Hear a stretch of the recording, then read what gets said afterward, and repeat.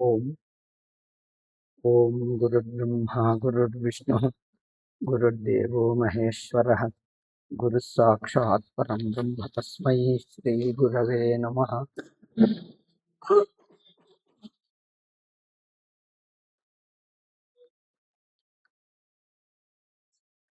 ಸಾಕ್ಷಿಯೇ ಸಾಕ್ಷಿಯ ಇರವೇ ಜಗತ್ತಿನ ಇರವು ಹೇಗಾಗುತ್ತದೆ ಎಂಬುದು ಪ್ರಶ್ನೆ, ಆಕ್ಷೇಪ. ಈ ಆಕ್ಷೇಪದಲ್ಲಿ ಎರಡು ಅಂಶಗಳು ಹೇಳಿದ್ದಾರೆ. ಒಂದು,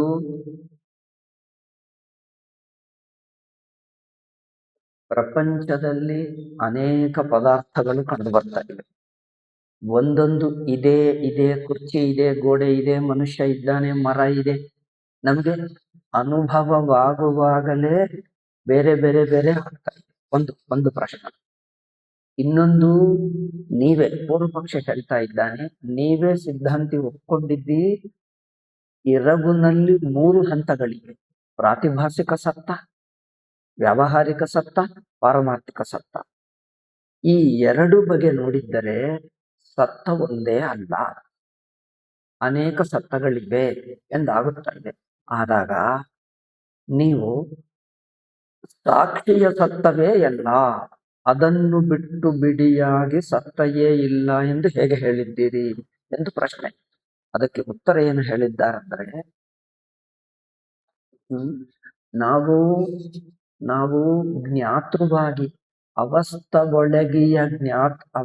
ಒಳಗಿನ ಜ್ಞಾತೃವಾಗಿ ನೋಡುವುದರಿಂದ ದೇಶಕಾಲ ಬುದ್ಧಿ ಬಂದಿದೆ.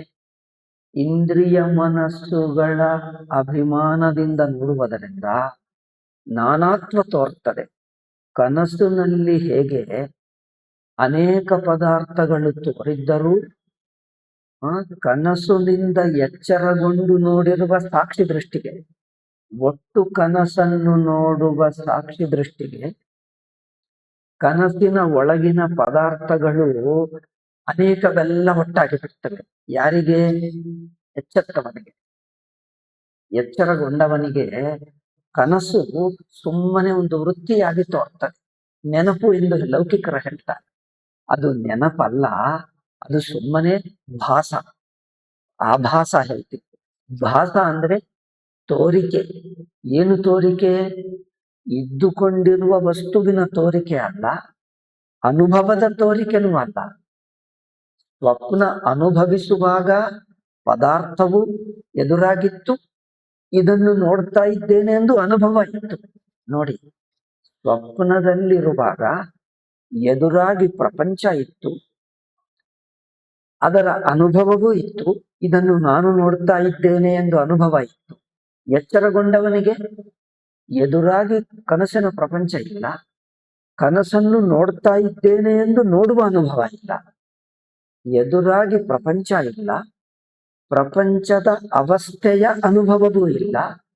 ಎರಡು ಅನುಭವಗಳನ್ನು ಬಾಧಿತ ಮಾಡಿ ಸುಮ್ಮನೆ ಒಂದು ಭಾಸ ಇದೆ, ಅದು ಬಾಧಿತ ಭಾಸ ಹೇಳ್ತೀವಿ.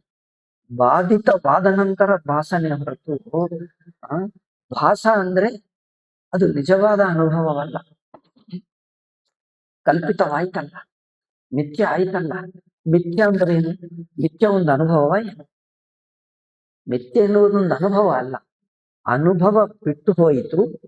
ಈಗ ಹಿಂದೆ ಆಗಿದೆ ಎಂದು ಅನಿಸಿತ್ತಲ್ಲ, ಅದು ಸುಳ್ಳೆ. ಹಿಂದೆ ಕನಸು ಅನುಭವಿಸುವಾಗ ಅನುಭವಿಸುತ್ತಾ ಇದ್ದೇನೆ ಅನಿಸಿತ್ತು, ಎಚ್ಚರಗೊಂಡಾಗ ನೋಡಿದರೆ ಅಯ್ಯೋ, ನಾನಲ್ಲಿ ಏನು ಹೋಗಲೂ ಇಲ್ಲ, ಏನು ನೋಡಲೂ ಇಲ್ಲ, ಏನು ಅನುಭವಿಸಲೂ ಇಲ್ಲ, ಸುಖ ದುಃಖಾದಿ ಅನುಭವಗಳು ಸುಮ್ಮನೆ ಅನಿಸುತ್ತಾ ಇವೆ, ಏನಿಲ್ಲ ಎಂದು ಅನಿಸಿಕೆ ಮಾತ್ರ. ಎಂದು ಪದಾರ್ಥಗಳು ಇಲ್ಲ, ಅದರ ಅನುಭವಗಳು ಇಲ್ಲ, ಎರಡು ಮಿಥ್ಯಾಗಿ ಬಿಟ್ಟಿವೆ. ಅದನ್ನು ನೆನಪು ಹೇಳ್ತಾರೆ ಲೌಕಿಕರು. ಅದು ನೆನಪಲ್ಲ. ನೆನಪು ಯಾವಾಗಬೇಕು? ಅನುಭವದ ನೆನಪಾಗುತ್ತದೆ, ಹಿಂದೆ ಆಗಿರುವ ಅನುಭವದ ನೆನಪಾಗುತ್ತದೆ. ಆದರೆ ಇಲ್ಲಿ ಆಗುವುದು ಅನುಭವದ ನೆನಪಾಗ್ತಾ ಇಲ್ಲ, ಅನುಭವವೇ ಆಗಲಿಲ್ಲ ಎಂದು ತಿಳುವಳಿಕೆ ಆಗ್ತಾ. ಅನುಭವವೇ ಆಗಲಿಲ್ಲ, ಆಗಿದ್ದಂತೆ ಒಂದು ಭಾಸ. ಅದಕ್ಕೋಸ್ಕರ ಇದು ಬಾಧ, ಇದು ಬಾಧಿತವಾಯಿತು, ನಿಷಿದ್ಧವಾಯಿತು, ತಪ್ಪೆಂದು ತಿಳಿದು ಬಿಟ್ಟಿದೆ, ಅದನ್ನು ಹೇಳಿ. ಆದ್ದರಿಂದ ಕನಸನ್ನು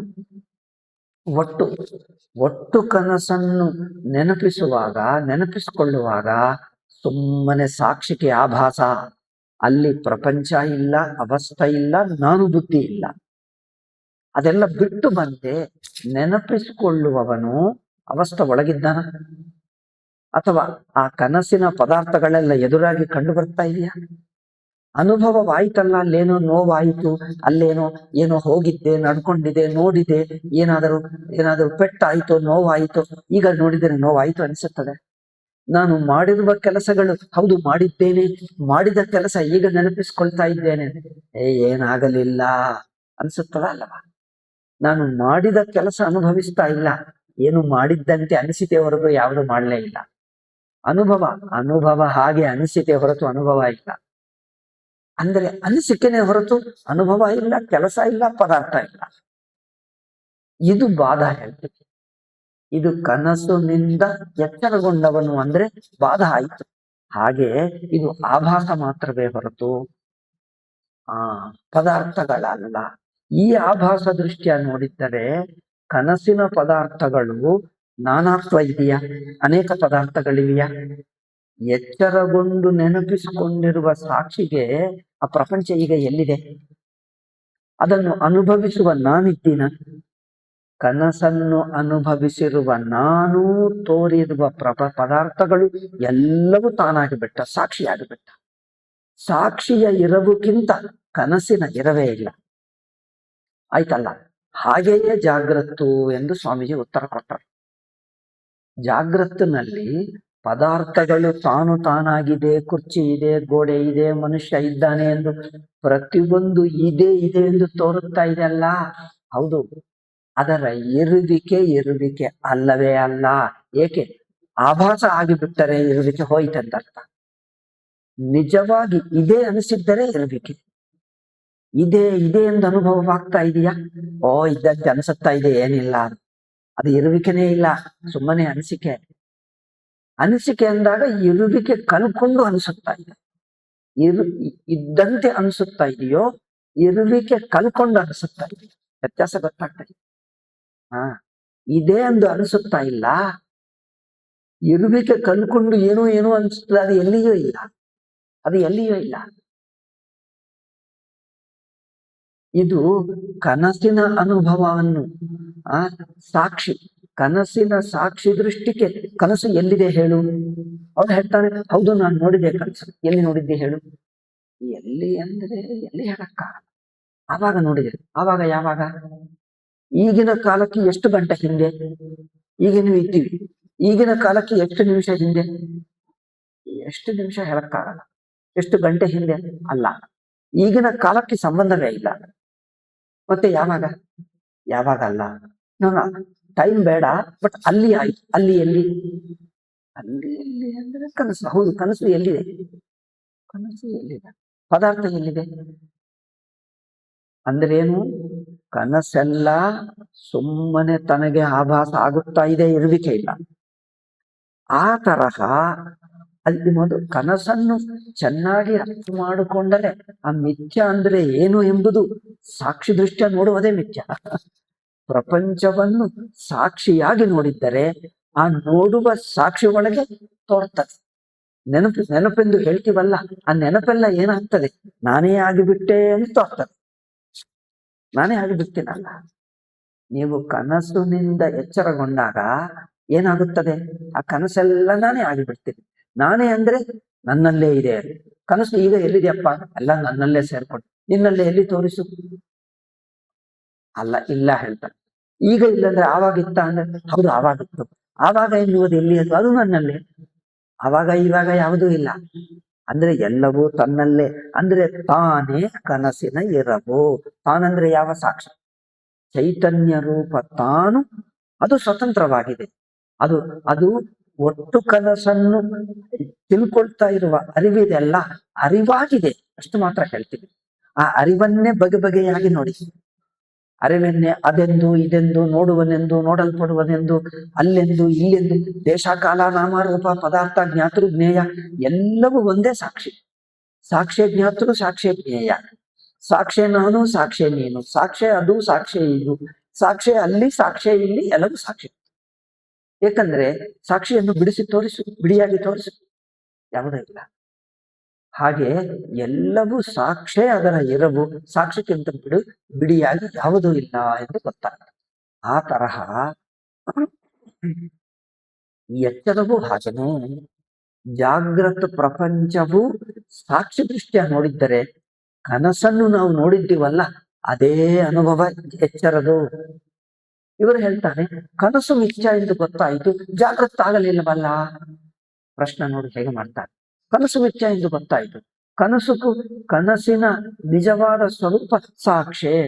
ಸಾಕ್ಷಿ ಅಂದ್ರೆ ಅರಿವೇ, ತಾನು ಅರಿವಿನ ರೂಪ ತನ್ನನ್ನು ಬಿಟ್ಟು ಕನಸೇ ಇಲ್ಲ. ಬಟ್ ಜಾಗೃತ ಮಾತ್ರ ಹಾಗಲ್ಲ ಅಲ್ಲವೇ? ಅದೇಕೆ? ನೀವು ಜಾಗೃತನ್ನು ಜ್ಞಾತೃವಾಗಿ ನೋಡ್ತಾ ಇದ್ದೀರಿ. ನೀವು ಜಾಗೃತನ್ನು ಕನಸನ್ನು ಹೇಗೆ ಸಾಕ್ಷಿಯಿಂದ ನೋಡಿದ್ದೀರೋ ಇದನ್ನು ಸಾಕ್ಷಿಯಿಂದ ನೋಡಿದಾರ ಅಷ್ಟೇ. ಎರಡು ಎಂಬುದೇ ಇಲ್ಲ, ಒಂದೇ ಆಗಿರ್ತದೆ. ನೀವು ಸಾಕ್ಷಿ ಮಟ್ಟದಿಂದ ನೋಡ್ತಾ ಇದ್ದೀನಿ ಎಂದು ಹೇಳಿದ್ದು ಯಾವ ಕನಸನ್ನು ನೋಡಿದ್ದೀರೋ ಅದೇ ಈ ಕನಸು. ಇದನ್ನು ಅದೇ ಸಾಕ್ಷಿಯಿಂದ ಈಗಲೂ ನೋಡ್ತಾ ಇದ್ದೀರಿ. ಸಾಕ್ಷಿ ಮಟ್ಟಕ್ಕೆ ನೋಡಿದರೆ ಕನಸೆಲ್ಲ ತಾನೇ ಆಗಿಬಿಟ್ಟಿತು. ಆ ಸಾಕ್ಷಿ ಮಟ್ಟಕ್ಕೆ ನೋಡಿ ಇದು ಅದೇ. ಬರೀ ಇದನ್ನು ನೀವು ಸಾಕ್ಷಿಯಿಂದ ನೋಡ್ತಾ ಇಲ್ಲ, ಅಷ್ಟೇ ವ್ಯತ್ಯಾಸ. ಅಷ್ಟೇ ಹೊರತು ಇದು ಬೇರೆ ಅದು ಬೇರೆ ಎಂದು ಹೇಳಬೇಡ, ಅದೆಲ್ಲ ಸುಳ್ಳು. ಇದು ಬೇರೆ ಅದು ಬೇರೆ ಅಲ್ಲ. ನೀವು ಇದನ್ನು ಜ್ಞಾತೃವಾಗಿ ನೋಡ್ತಾ ಇದ್ದೀರಿ, ಅದನ್ನು ಸಾಕ್ಷಿಯಾಗಿ ನೋಡ್ತಾ ಇದ್ದೀರಿ, ಅಷ್ಟೇ ವ್ಯತ್ಯಾಸ. ನಿಮ್ಮ ನೋಟದಲ್ಲಿ ವ್ಯತ್ಯಾಸವೇ ಹೊರತು ಕನಸು ಬೇರೆ ಎಚ್ಚರ ಬೇರೆ ಎಂದಲ್ಲ. ನೋಡಿ ವ್ಯತ್ಯಾಸ. ಈ ಮಾತು ಮತ್ತೊಂದು ಸಲ ಕೇಳಿ ಹೇಳ್ತೇನೆ. ಕನಸು ಬೇರೆ ಎಚ್ಚರ ಬೇರೆ ಎಂದಲ್ಲ, ನೀವು ನೋಡುವ ದೃಷ್ಟಿಯಿಂದ ವ್ಯತ್ಯಾಸ. ನೀವು ಪ್ರಮಾತೃವಾಗಿ ನೋಡಿದ್ದರೆ ಅದು ಎಚ್ಚರವಾಗಿ ತೋರ್ತದೆ. ಜ್ಞಾತೃವಾಗಿ ಅವಸ್ಥೆ ಒಳಗೆ ಇದ್ದುಕೊಂಡು ಅವಸ್ಥೆ ಒಳಗೆ ಇರುವ ಜ್ಞಾತೃವಾಗಿ ನೋಡಿದ್ದರೆ ಎಚ್ಚರವಾಗಿ ತೋರ್ತದೆ. ಸಾಕ್ಷಿಯಾಗಿ ನೋಡಿದ್ದರೆ ಅದು ಏನಿಲ್ಲವೇ ಇಲ್ಲ, ಎಲ್ಲವೂ ಕಲ್ಪಿತ ಮಿಥ್ಯ ಆಯಿತು ಎಂದು. ಆದ್ದರಿಂದ ಜಾಗೃತಿ ಬೇರೆ ಕನಸು ಬೇರೆ ಎಂದಲ್ಲ. ನೀವು ಜ್ಞಾತೃವಾಗಿ ನೋಡ್ತೀರಾ, ಸಾಕ್ಷಿಯಾಗಿ ನೋಡ್ತೀರಾ, ಅಷ್ಟೇ ವ್ಯತ್ಯಾಸ. ನೀವು ಜ್ಞಾತೃವಾಗಿ ನೋಡಿದ್ದರೆ ಯಾವುದಾದರೂ ಎಚ್ಚರವೇ. ಜ್ಞಾತೃವಾಗಿ ನೋಡಿದ್ದರೆ ಆ ಜ್ಞಾತೃವಾಗಿ ನೋಡುವವನಿಗೆ ಎಲ್ಲವೂ ಎಚ್ಚರವೇ. ನೀವು ಯಾವುದು ಕನಸು ಹೇಳ್ತೀರೋ ಅದನ್ನು ನೀವು ಜ್ಞಾತೃವಾಗಿ ನೋಡುವಾಗ ಅದು ಕನಸಾಯ್ತಾ? ಅದು ಎಚ್ಚರವೇ ಇತ್ತು. ನೀವು ಜ್ಞಾತೃವಾಗಿರುವ ನೋಟದಲ್ಲಿದೆ ತಪ್ಪು. ನೀವು ಜ್ಞಾತೃವಾಗಿ ನೋಡಿದ್ದರೆ ಯಾವುದಾದರೂ ಎಚ್ಚರ, ಸಾಕ್ಷಿಯಾಗಿ ನೋಡಿದರೆ ಯಾವುದಾದರೂ ಕನಸು. ಅದರಿಂದ ಇದು ಕನಸು ಇದು ಎಚ್ಚರ ಎಂದು ಹೇಗೆ ವಿಂಗಡ? ಅದೇ ಅವಸ್ಥೆಯನ್ನು ನೀವು ಅವಸ್ಥೆ ಒಳಗಿನ ಜ್ಞಾತೃವಾಗಿ ನೋಡ್ತಿರೋ, ಅವಸ್ಥೆಯನ್ನು ಜ್ಞಾತೃತ್ವ ಬಿಟ್ಟಿರುವ ಸಾಕ್ಷಿಯಾಗಿ ನೋಡ್ತಿರೋ. ಸಾಕ್ಷಿಯಾಗಿ ನೋಡಿದರೆ ಅದೇ ಕನಸು, ಜ್ಞಾತೃವಾಗಿ ನೋಡಿದರೆ ಅದೇ ಎಚ್ಚರ. ಎಚ್ಚರ ಕನಸು ಎಂದು ಎರಡು ಇಲ್ಲ. ಆ ಒಂದನ್ನೇ ನೋಡುವ ಬಗೆಯಲ್ಲಿ ವ್ಯತ್ಯಾಸ ಆಯ್ತಾ? ಅದನ್ನೇ ನೀವು ಇದನ್ನು ಈಗ ಈಗ ಈಗ ಎಚ್ಚರ ಎಂದು ಯಾವುದನ್ನು ಹೇಳ್ತಿರೋ ಅದನ್ನು ನೀವು ಜ್ಞಾತೃವಾಗಿ ನೋಡ್ತೀರಿ, ಅದನ್ನೇನೋ ಸಾಕ್ಷಿಯಾಗಿ ನೋಡ್ತೀರಿ. ಅದನ್ನು ಯಾವುದಲ್ಲ, ಇದನ್ನೇ, ಈ ಅವಸ್ಥೆಯನ್ನೇ ಒಂದು ಜ್ಞಾತೃ ದೃಷ್ಟಿಯಿಂದ ನೋಡ್ತಾ ಇದ್ದೀರಿ, ಒಂದು ಸಾಕ್ಷಿ ದೃಷ್ಟಿಯಿಂದ ನೋಡ್ತಾ ಇದ್ದೀರಿ. ಜ್ಞಾತೃ ದೃಷ್ಟಿಗೆ ನೋಡಿದರೆ ಸತ್ಯ ಅನಿಸುತ್ತಾ ಇದೆ, ಸಾಕ್ಷಿ ದೃಷ್ಟಿಗೆ ನೋಡಿದರೆ ಮಿಥ್ಯ ಅನಿಸುತ್ತಾ ಇದೆ, ಅಷ್ಟೇ. ಇದನ್ನು ನೀವು ಜ್ಞಾತೃ ಅಭಿಮಾನ ಇಟ್ಕೊಂಡೇ ಮಾತಾಡ್ತಾ ಇದ್ದೀರಿ. ಈ ಜ್ಞಾತೃ, ಈ ಮಾತಾಡುವ ಜ್ಞಾತೃವು ಆ ಸಾಕ್ಷಿ ದೃಷ್ಟಿಗೆ ಎಲ್ಲಿದ್ದಾನೆ? ಬಿಡಿಯಾಗಿಲ್ಲ. ಅದರಿಂದ ಆ ಸಾಕ್ಷಿ ದೃಷ್ಟಿಗೆ ಇಟ್ಟುಕೋ, ಇದು ಕನಸೇ ಅಲ್ಲ. ನೀವು ಸಾಕ್ಷಿ ದೃಷ್ಟಿಯ ನೋಡು. ನೀವು ಆಕ್ಷೇಪ ಮಾಡುವಾಗ ಜ್ಞಾತೃ ದೃಷ್ಟಿಯಿಂದ ಪ್ರಶ್ನೆ ಮಾಡ್ತಾ ಇದ್ದೀವಿ. ಜ್ಞಾತೃ ದೃಷ್ಟಿಗೆ ನಿಮ್ಗೆ ಏನ್ ಅನ್ಸುತ್ತದೋ ಅದೇ ಹೇಳ್ತಾ ಇದ್ದೀವಿ, ಅದೇ ಪ್ರಶ್ನೆ. ನಮ್ಮ ಉತ್ತರವೇನು ಅಂದ್ರೆ, ನಾನು ತರ್ಕದಿಂದ ಹಾಗಿದೆ ಹೇಗಿದೆ ಏನು ಹೇಳಿದರೂ ಉತ್ತರ ಅಲ್ಲ. ನಿಮ್ಮನ್ನು ಜ್ಞಾತೃತ್ವ ಬಿಡಿಸಿ ಸಾಕ್ಷಿಯಾಗಿ ನೋಡು, ಅದೇ ನಿನಗುತ್ತರ. ನಿಮ್ಮ ಅನುಭವವೇ ನಿನಗುತ್ತರ ಅಲ್ಲ. ನೀನು ಜ್ಞಾತೃವಾಗಿ ನೋಡುವುದಂದ್ರೆ ಏನು? ಎದುರಾಗಿ ಪ್ರಪಂಚ ಇದೆ, ನನ್ನ ಎಡಪಕ್ಕ ಇದೆ, ಬಲಪಕ್ಕ ಇದೆ, ಮೇಲೆ ಇದೆ, ಕೆಳಗೆ ಇದೆ ಅಂದ್ರೆ ದೇಶ ಬುದ್ಧಿ ಏಕೆ ದೇಶ ಅಂದ್ರೆ ಏನು? ಎದುರಾಗಿ, ಹಿಂದೆ, ಮುಂದೆ, ಹಿಂದೆ, ಎಡ, ಬಲ ಅಲ್ಲವೇ? ಎಡಪಕ್ಕ ಬಲಪಕ್ಕ, ಎಡಗಡೆ ಬಲಗಡೆ, ಮೇಲುಗಡೆ ಕೆಳಗಡೆ, ಮುಂದುಗಡೆ ಹಿಂದುಗಡೆ, ಇಷ್ಟು ಇಷ್ಟು ಭಾಗಗಳಾಗಿ ಕಂಡು ಬರುವುದು ಯಾರಿಗೆ? ನಾನು ಒಂದು ಕಡೆ ಇದ್ದೇನೆ. ಈ ನಾನು ಬುದ್ಧಿ ಮಧ್ಯ ಕಡೆ, ಮಧ್ಯ ಅಂದ್ರೆ ನಾನು ಇದ್ದೇನೆ. ಈ ನಾನು ಬುದ್ಧಿ ಒಂದು ಕಡೆಯಿಂದ ಇಟ್ಟುಕೊಳ್ಳುವುದರಿಂದ ಮುಂದುಗಡೆ ಹಿಂದುಗಡೆ ಎಡಗಡೆ ಬಲಗಡೆ ಮೇಲ್ಗಡೆ ಕೆಳಗಡೆ ಅಂತ ಆಗುತ್ತಾರೆ. ಇದು ದೇಶ ಬುದ್ಧಿ. ದೇಶ ಅಂದ್ರೆ ಏನು? ಹಿಂದೆ ಮುಂದೆ ಎಡಗಡೆ ಬಲಗಡೆ ಎಂದು ತೋರುವುದೇ ದೇಶ. ಈ ದೇಶ ಏಕೆ ತೋರ್ತಾ ಇದೆ? ದೇಶ ಏಕೆ ತೋರ್ತಾ ಇದೆ ಅಂದ್ರೆ ನಾನು ಬುದ್ಧಿ. ಈ ನಾನು ಬುದ್ಧಿ ದೇಶ, ದೇಶ ಏನಿಲ್ಲ. ಈ ನಾನು ಬುದ್ಧಿಯಿಂದಲೇ ದೇಶ. ಈ ನಾನು ನಿದ್ದೆ ಹೋಗಲಿ, ಈ ನಾನು ಬಿಟ್ಟು ಬಿಡು, ದೇಶಗಳಿಲ್ಲ. ಮುಂದುಗಡೆ ಹಿಂದುಗಡೆ ಎಡಗಡೆ ಬಲಗಡೆ ಇದೆಯಾ? ಎಡಗಡೆ ಬಲಗಡೆ ಏನಿಲ್ಲ. ಆ ಎಡಗಡೆ ಬಲಗಡೆ ಮುಂದೆ ಹಿಂದೆ ಎನ್ನುವುದು, ಮುಂದುಗಡೆ ಹಿಂದುಗಡೆ ಎಲ್ಲಿಂದ ಬಂದಿದೆ? ಈ ನಾನು ಬುದ್ಧಿಗೆ. ನಾನು ಏನು? ನಾನು ಒಂದು ಇಲ್ಲಿ ಎಂದು ಒಂದು ಇಲ್ಲಿ ಎಂದು ಬುದ್ಧಿ ಇಟ್ಟುಕೊಂಡಿದೆ. ಆ ಇಲ್ಲಿ ಅಂದ್ರೆ ದೇಹದ ಬುದ್ಧಿ. ನೋಡಿ, ದೇಹದಿಂದ ಇಲ್ಲಿ ಎಂಬ ಬುದ್ಧಿ ಬಂತ, ಇಲ್ಲಿ ಎಂಬ ಬುದ್ಧಿಯಿಂದ ದೇಹ ಬಂತ. ಎರಡು ಒಂದೇ. ಇಲ್ಲಿ ಎಂಬ ಬುದ್ಧಿ ಇರುವುದರಿಂದ ದೇಹ ಬುದ್ಧಿ ಬಂತು. ದೇಹ ನಾನು ಎಂದು ಬುದ್ಧಿಯಿಂದ ಇಲ್ಲಿ ಬುದ್ಧಿ ಬಂತು. ನಾನು ಇಲ್ಲಿ, ಇಲ್ಲಿ ನಾನು ಎರಡೂ ಒಂದೇ. ಇಲ್ಲಿ ಎಂಬ ಬುದ್ಧಿಯಿಂದ ನಾನು ಬುದ್ಧಿ ಇದೆ, ನಾನು ಬುದ್ಧಿಯಿಂದ ಇಲ್ಲಿ ಬುದ್ಧಿ ಬಂದಿದೆ. ಈ ಎರಡು ಒಂದೇ. ಸಾಕ್ಷಿ ಈ ಎರಡು ಬಿಟ್ಟು ಇರುವುದೇ ಸಾಕ್ಷಿ. ಅಂದ್ರೆ ಇಲ್ಲಿ ಅಥವಾ ನಾನು ಎಂಬ ಬುದ್ಧಿಯು ನನ್ನ ಅರಿವಿನಲ್ಲಿ ಗೊತ್ತಾಗ್ತಾ ಇದೆ. ಅರಿವಿಗೂ ಇಲ್ಲಿ ಇಲ್ಲ. ಅರಿವಿನಲ್ಲಿ ಇಲ್ಲಿ ತೋರಬಹುದು. ಅರಿವು ಎಲ್ಲಿದೆ ನೋಡಿ. ಅರಿವು ಅಂದ್ರೆ ಎಲ್ಲಿ ತೋರ್ತದೆ? ನಿಮ್ಗೆ ಅರಿವು ಎಲ್ಲಿ ಕಂಡು ಬರ್ತದೆ? ಅರಿವು ಅರಿವು ಅರಿವೇ ಇದೆ. ಅರಿವಿನಲ್ಲಿ ನಾನು ನೀನು ಒಳಗಡೆ ಹೊರಗಡೆ ಅಲ್ಲಿ ಇಲ್ಲಿ ಅನಿಸುತ್ತದೆ. ಅರಿವು ಎಲ್ಲಿ?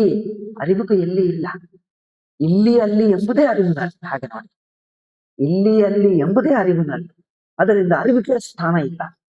ಅರಿವಿಗೆ ಒಂದು ಜಾಗ, ಒಂದು ಲೊಕೇಶನ್, ಒಂದು ಸ್ಥಾನ ಇಲ್ಲ. ಆ ಲೊಕೇಶನ್ ಬುದ್ಧಿ ದೇಹ ಬುದ್ಧಿ, ಲೊಕೇಶನ್ ಬುದ್ಧಿ ನಾನು ಬುದ್ಧಿ. ಈ ನಾನೆಂಬುದು ಜ್ಞಾತೃ ಬುದ್ಧಿ ಹೇಳ್ತೀವಲ್ಲ, ಆ ಜ್ಞಾತೃ ಬುದ್ಧಿ ಲೊಕೇಶನ್ ಬುದ್ಧಿ, ಅದೇ ದೇಹ ಬುದ್ಧಿ. ಮೂರು ಒಂದೇ. ನಾನು ಬುದ್ಧಿ, ಸ್ಥಾನ ಬುದ್ಧಿ, ದೇಹ ಬುದ್ಧಿ ಮೂರು ಒಂದೇ. ಸುಮ್ಮನೆ ಬಾಯಿ ಮಾತುಗಳು ಬೇರೆ ಹೊರತು ಮೂರು ಸೇರ್ಕೊಂಡು ಒಂದೇ. ನೀವು ದೇಹ ಇರುವಾಗಲೇ ನಾನು ಬುದ್ಧಿ ಇದೆ, ನಾನು ಬುದ್ಧಿ ಇರುವಾಗಲೇ ಇಲ್ಲಿ ಎಂಬ ಸ್ಥಾನ ಬುದ್ಧಿ ಇದೆ.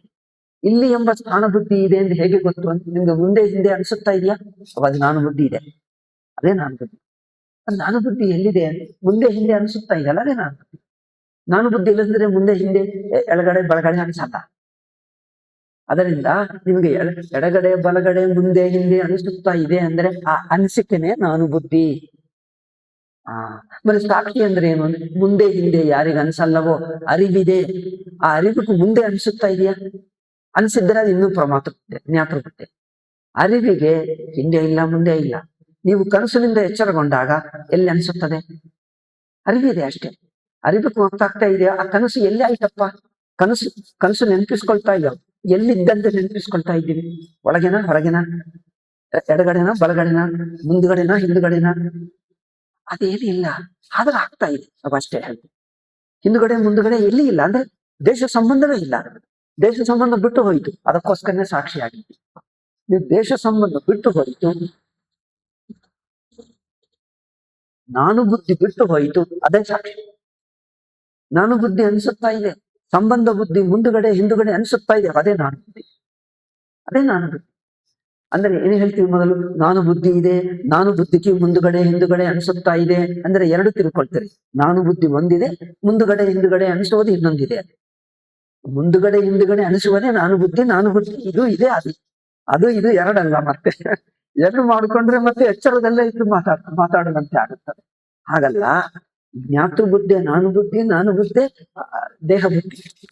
ಅಂದ್ರೆ ಅದೇ ಇಲ್ಲಿ ಒಂದು ಕಡೆ ಇದ್ದೇನೆ ಅನಿಸುವ ಬುದ್ಧಿ.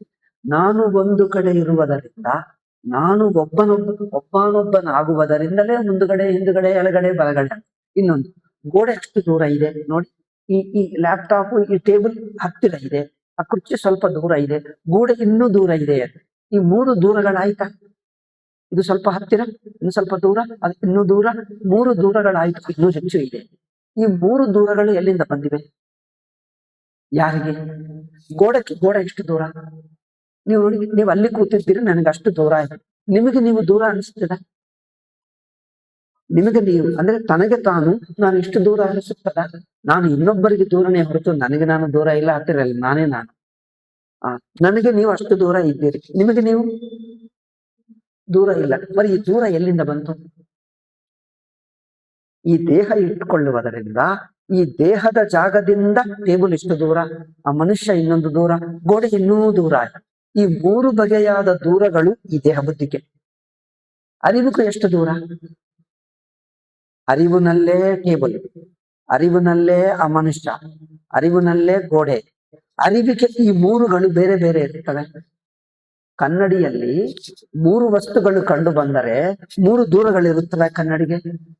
ಕನ್ನಡಿಯಲ್ಲಿ ನೋಡಿ ಕೆಲವು ಬೊಂಬೆಗಳು ಕಂಡು ಬರ್ತವೆ. ಏನು?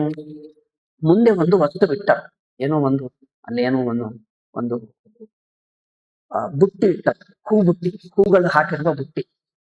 ಪಕ್ಕಕ್ಕೆ ಬಾಗಿಲಿದೆ, ಬಾಗಿಲು ಒಳಗೆ ಇನ್ನೇನೋ ಇದೆ ಅಲ್ಲ, ಬಾಗಿಲು ಒಳಗೆ ಅಲ್ಲೇನೋ ಏನೋ ಹಾಕಿಬಿಟ್ಟ, ಲೋಟ ಏನೋ ಹಾಕಿಬಿಟ್ಟ.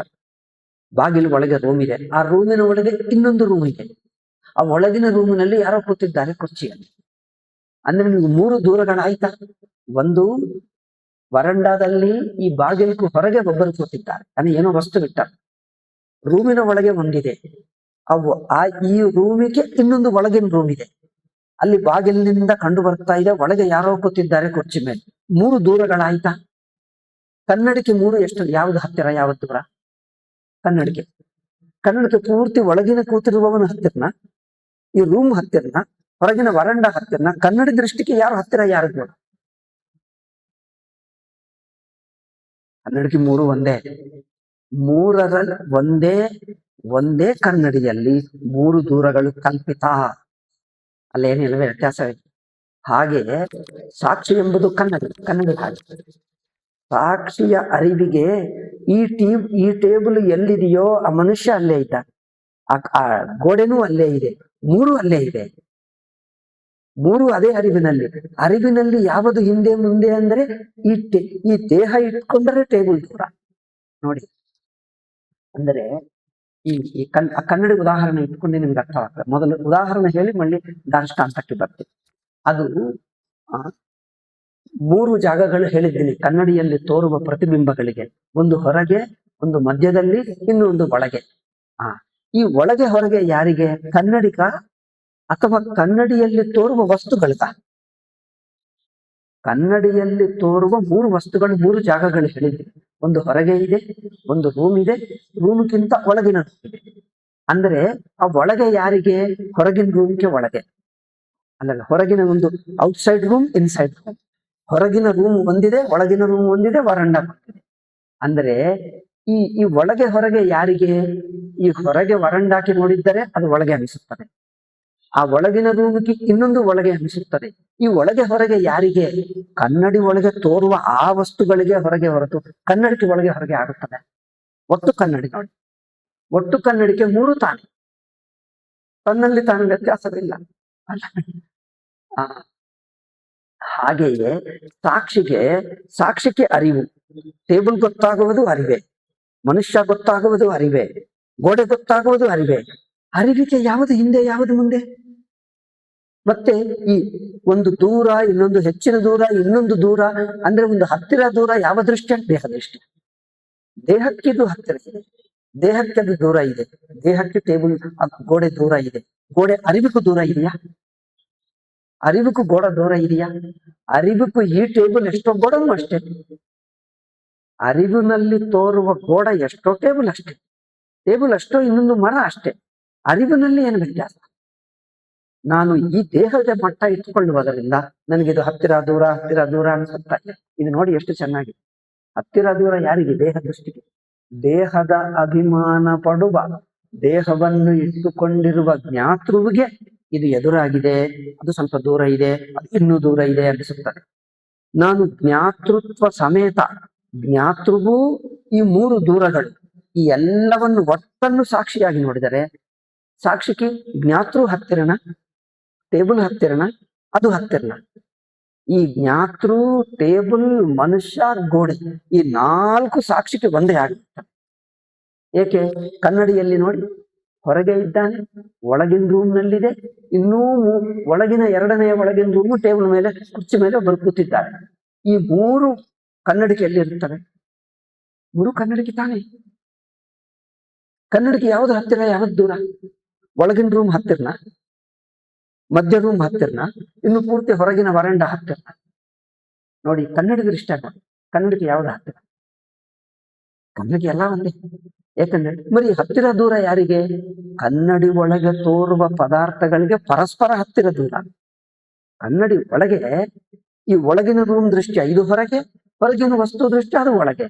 ಆ ಕನ್ನಡಿಯಲ್ಲಿ ತೋರುವ ಪ್ರತಿಬಿಂಬಗಳಲ್ಲಿ, ಪ್ರತಿಬಿಂಬದಲ್ಲಿ ತೋರುವ ವಸ್ತುಗಳಿಗೆ ಒಂದು ಹೊರಗೆ ಒಳಗೆ. ಅಥವಾ ಒಂದು ಚಿತ್ರ ಮಾಡ್ತಾರೆ, ಪೇಂಟಿಂಗ್ ನೋಡಿ, ಒಂದು ಮರ ಇರುತ್ತದೆ, ಮರ ಕೆಳಗೆ ಒಂದು ಜಿಂಕೆ ಇರುತ್ತದೆ ಅಲ್ಲ, ಜಿಂಕೆ ಕೆಳಗೆ ಇನ್ನೇನು ಇರುತ್ತದೆ. ಈ ಮೂರು, ಒಂದು ಮುಂದೆ, ಒಂದು ಹಿಂದೆ ಗಡೆ, ಇನ್ನೊಂದು ಹಿಂದುಗಡೆ ಅನಿಸುತ್ತದೆ. ಈ ಪೇಂಟಿಂಗ್ ಪೇಪರ್ ಇರುತ್ತದಲ್ಲ, ಪೇಪರ್ಗೆ ಏನನ್ಸುತ್ತದೆ? ಆ ಒಳಗಿನ ಇನ್ನೊಂದು ಸಿಂಹ ಇದೆ, ಮುಂದರ ಜಿಂಕೆ ಇದೆ, ಇನ್ನು ಮುಂದರ ಮರ ಇದೆ. ಆ ಸಿಂಹ ಹತ್ತಿರವಾಗ್ತದೆ ಪೇಪರ್ಗೆ ಯಾವುದು ಹತ್ತಿರ ಯಾವುದು ದೂರ? ಮೂರು ಒಂದೇ. మరి ಹತ್ತಿರ ಯಾರು ಅಂದ್ರೆ ಈ ಮರಕ್ಕೆ ನೋಡಿದ್ದರೆ ಮರಗಿಂತ ಒಳಗೆ ಜಿಂಕೆ ಇದೆ, ಜಿಂಕಕ್ಕಿಂತ ಒಳಗೆ ಸಿಂಹ ಇದೆ. ಆ ಚಿತ್ರದಲ್ಲಿರುವ ಪದಾರ್ಥಗಳಿಗೆ ಒಂದು ಹೊರಗಡೆ ಒಳಗಡೆ ವ್ಯತ್ಯಾಸನೇ ಹೊರತು ಹತ್ತಿರ ದೂರ ವ್ಯತ್ಯಾಸ ಚಿತ್ರದಲ್ಲಿರುವ ವಸ್ತುಗಳಿಗೆ. ಒಟ್ಟು ಚಿತ್ರವನ್ನು ನೋಡುವ ಪೇಪರ್ಗೆ ಯಾವ್ದು ಹತ್ತಿರ ಯಾವ್ದು ದೂರ? ಎಲ್ಲವೂ ಒಂದೇ. ಅದರಿಂದ ಈ ದೂರ ಹತ್ತಿರ ಎಂಬುದು ದೇಶಬುದ್ಧಿ ಅವಸ್ಥ ಒಳಗೆ ಇದೆ. ಅವಸ್ಥ ಒಳಗೆ ಒಂದು ಸ್ಥಾನ ನನ್ನದು ಎಂದಿಟ್ಟುಕೊಂಡಿರುವ ಈ ನಾನು ಬುದ್ಧಿಗೆ ಹತ್ತಿರ ದೂರ, ಎಡಗಡೆ ಬಲಗಡೆ ಮುಂದುಗಡೆ ಹಿಂದುಗಡೆ ಎನ್ನುವುದು ನಾನು ಬುದ್ಧಿಗೆ ಆಗ್ತಾ ಇದೆ. ಈ ನಾನು ಬುದ್ಧಿ ಯಾರು? ಈ ಚಿತ್ರದಲ್ಲಿ ಈ ಅವಸ್ಥ ಒಳಗಿನ ಒಂದಾನೊಂದು ಜಾಗ ತನ್ನದು ಹಾಕೊಳ್ತಾನೆ. ನಾನು ಒಂದಾನೊಂದು ಜಾಗದಲ್ಲಿದ್ದರೆ ಆಕಾಶ ಒಳಗೆ ಬಂದು ಬಿಡ್ತೀನಿ. ನಾನು ಆಕಾಶ ಒಳಗೆ ಬಂದು ಬಿಟ್ಟರೆ ಆಕಾಶದಲ್ಲಿ ವಿವಿಧ ಸ್ಥಾನಗಳಿವೆ. ಒಂದು ಸ್ಥಾನ ನನ್ನದಾದರೆ ಮಿಕ್ಕ ಸ್ಥಾನಗಳಿಗೆ ಕನೆಕ್ಟ್ ಆಗಿಬಿಡ್ತೀನಿ ಅಲ್ಲ. ಟ್ರಾಫಿಕ್ ನಲ್ಲಿ ಹೋಗುವಾಗ ನೀವು ಆ ಟ್ರಾಫಿಕ್ ನಲ್ಲಿ ಸಿಕ್ಕಾಕೊಂಡರೆ ನಿಮ್ಗೆ ಮುಂದೆ ಒಂದು ವಾಹನ, ಹಿಂದೆ ಒಂದು ವಾಹನ, ಲೆಫ್ಟ್ಗೊಂದು ವಾಹನ, ರೈಟ್ಗೊಂದು ವಾಹನ. ನೀವು ಯಾವ ಟ್ರಾಫಿಕ್ ನಲ್ಲಿಲ್ಲ ಮನೆಯಲ್ಲಿ ಕೂತ್ಕೊಂಡ್ರೆ ನಿಮ್ಗೆ ಮುಂದೆ ಒಂದು ಹಿಂದೆ ಒಂದು ವಾಹನ ಇರುತ್ತದೆ. ಯಾಕಂದ್ರೆ ನೀವು ಆ ಟ್ರಾಫಿಕ್ ನಲ್ಲೇ ಇಲ್ಲ, ನೀವು ಇಲ್ಲಿ ಬಂದಿದ್ದೀರಿ. ಹಾಗೆ ಅಲ್ಲಿ ನಾನು ಇರ್ತೀನಿ. ಅವಸ್ಥ ಒಳಗೆ ಇರುವ ಒಬ್ಬ ವ್ಯಕ್ತಿ ಅಂದ್ರೆ ಒಂದು ಸ್ಥಾನ ಬುದ್ಧಿ ಇಟ್ಕೊಂಡವರಿಗೆ ಮುಂದುಗಡೆ ಹಿಂದುಗಡೆ ಎಡಗಡೆ ಬಲಗಡೆ ಆಗ್ತದೆ. ನೀವು ಯಾವ ಸ್ಥಾನ ಲೊಕೇಶನ್ ಮಾಡಬೇಡಿ, ಯಾವುದೇ ಒಂದು ಸ್ಥಾನ ಇಟ್ಕೊಳ್ಳಬೇಡಿ. ಅಂದ್ರೆ ಅರ್ಥವೇನು? ಆಲ್ ಆಕಾಶ ಒಂದೇ. ಅಂದ್ರೆ ಒಟ್ಟು ಅವಸ್ಥೆಯನ್ನು ನೋಡ್ತಾ ಇದ್ದೀನಿ ನಾನು. ಅವಸ್ಥೆ ಒಳಗೆ ಒಂದು ಜಾಗದಲ್ಲಿಲ್ಲ. ಈಗ ಗೊತ್ತಾಯ್ತಾ? ಅವಸ್ಥೆಯಲ್ಲಿ ಒಂದು ಜಾಗ ಇದ್ದರೆ ಒಂದು ವಸ್ತು ಎದುರುಗಡೆ ಹೀಗಡೆ ಆಗುತ್ತದೆ, ಹತ್ತಿರ ದೂರ ಆಗುತ್ತದೆ. ಒಂದು ದಪ್ಪದು ಒಂದು ಸಣ್ಣದು ಕಂಡು ಬರ್ತದೆ ಅಲ್ಲವೇ? ಒಂದು ಚಿಕ್ಕದು ಕಂಡು ಬರ್ತದೆ, ಒಂದು ದಪ್ಪದು ಕಂಡು ಬರ್ತದೆ. ದೂರವಿದ್ದು ಸಣ್ಣದಾಗ್ತದೆ, ಹತ್ತಿರವಿದ್ದು ದಪ್ಪದಾಗ್ತದೆ. ಇದೆಲ್ಲ ದೇಶದಿಂದ ಎಷ್ಟು ಕಂಡು ಬರ್ತದೆ ನೋಡಿ. ಈ ದೇಶಬುದ್ಧಿ ಎಷ್ಟು ಮೋಸ ಮಾಡ್ತಾ ಇದೆ ನೋಡಿ. ಈ ದೇಶಬುದ್ಧಿ ಮಾಯ ಹೇಳ್ತಾರಲ್ಲ, ಇದೆ. ಈ ದೇಶದಲ್ಲಿ ಒಬ್ಬನಾಗಿರುವುದರಿಂದ ಪ್ರಮಾಸ ಬುದ್ಧಿ, ಅಜ್ಞಾತೃ ಬುದ್ಧಿ. ಜ್ಞಾತೃ ಅಂದರೆ ಏನು? ದೇಶದಲ್ಲಿ ಆಕಾಶದಲ್ಲಿ ನಾನೊಬ್ಬನಾಗಿ ಬಿಟ್ಟೆ ಒಳಗೆ. ಆದ್ದರಿಂದ ನನಗೆ ಹಿಂದೆ ಮುಂದೆ ಅನಿಸುತ್ತದೆ, ನಾನು ನನ್ನಂತ ಇನ್ನೊಬ್ಬರು ಅನಿಸುತ್ತದೆ. ನಾನು ಒಟ್ಟು ಅವಸ್ಥೆ ನೋಡಿರುವ ಸಾಕ್ಷಿಗೆ ನಾನು ಅವಸ್ಥೆ ಒಳಗಿಲ್ಲ. ಮಿಕ್ಕ ವಸ್ತುಗಳು ನನ್ನ ಸಮಾನ ಮಟ್ಟದಲ್ಲಿಲ್ಲ ಅಲ್ಲ. ನಾನು ಅವಸ್ಥೆ ಒಳಗಿನ ಒಂದು ವ್ಯಕ್ತಿ, ಆದರೆ ಮಿಕ್ಕ ವ್ಯಕ್ತಿಗಳು ನನ್ನ ಮಟ್ಟಕ್ಕೆ ಸೇರಿದವರು. ನಾನು ಅವರು ಒಂದೇ ಮಟ್ಟ ಆಗ್ತಾರೆ. ಆಗ ವಸ್ತುಗಳು, ಪದಾರ್ಥಗಳು, ಮನುಷ್ಯರು ಒಂದೇ ಮಟ್ಟ. ಅದರಿಂದ ಅವರು ನಾನು ಆಗುವುದರಿಂದ ನಾನು, ಮಿಕ್ಕ ಜನರು, ಹಿಂದುಗಡೆ ಮುಂದುಗಡೆ ಎಲ್ಲ ಆಗುತ್ತದೆ. ನಾನು ಸಾಕ್ಷಿಯಾಗಿ ಒಟ್ಟವಸ್ಥೆ ನೋಡಿದವನಿಗೆ ಮುಂದೆ ಹಿಂದೆ ಯಾರೂ ಇಲ್ಲ, ಎಲ್ಲರೂ ನನ್ನಲ್ಲಿ. ನನಗೆ ಎಲ್ಲರೂ ಸಮಾನ ದೂರವೇ. ಅದರಿಂದ ನನಗೆ ಯಾರು ಹತ್ತಿರ, ಯಾರು ದೂರ, ಯಾರು? ಪೇಪರ್ ಮೇಲೆ ಚಿತ್ರ ಮಾಡಿದ್ದರೆ ಒಂದು ಮರ ಇದೆ, ಜಿಂಕೆ ಇದೆ, ಅಥವಾ ಇನ್ನೇನು ಹಸು ಇದೆ. ಈ ಮೂರರಲ್ಲಿ ಯಾವುದು ಆ ಪೇಪರ್ಗೆ ಹತ್ತಿರ? ಇದು ನೋಡಿ ಎಷ್ಟು ಚೆನ್ನಾಗಿದೆ ಉದಾಹರಣೆ. ಸಾಕ್ಷಿಗೆ ಎಲ್ಲರೂ ಒಂದೇ. మరి ದೂರ ಯಾರು ಅಂದ್ರೆ ಚಿತ್ರದ ಒಳಗಿನ ಆ ಬೊಂಬೆಗಳಿಗೆ ಒಂದೇನು, ಹಸು ಇನ್ನು ಒಳಗೆ ಇದೆ, ಜಿಂಕೆ ಸ್ವಲ್ಪ ಹತ್ತಿರ ಇದೆ, ಮರ ಇನ್ನೂ ಹತ್ತಿರ ಇದೆ. ಈ ಮರಕ್ಕೆ ಜಿಂಕೆ ಒಳಗ ಆಗ್ತದೆ, ಜಿಂಕೆಗೆ ಹಸು ಇನ್ನೂ ಒಳಗಾಗ್ತದೆ.